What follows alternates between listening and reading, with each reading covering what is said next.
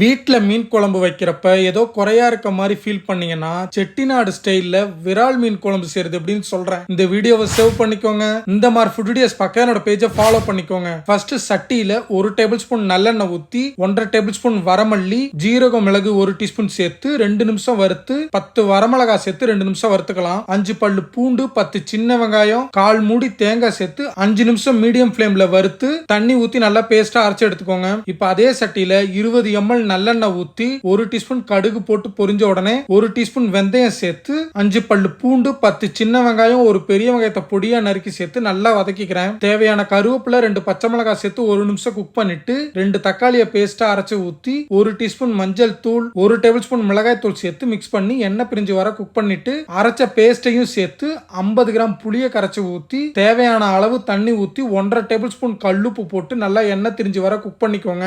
இப்ப கிளீன் பண்ணி வச்சிருக்கிற விரால் மீனை சேர்த்து கரண்டியை போட்டு கிண்டாம லோ ஃபிளேம்லயே ஒரு 10 நிமிஷம் குக் பண்ணிக்கோங்க. அவ்வளவுதான், ஒரு சூப்பரான செட்டிநாடு ஸ்டைல் விரால் மீன் குழம்பு ரெடி. கண்டிப்பா ட்ரை பண்ணி பாருங்க. இந்த டிஷ் உங்களுக்கு பிடிக்கும் நான் நம்புறேன்.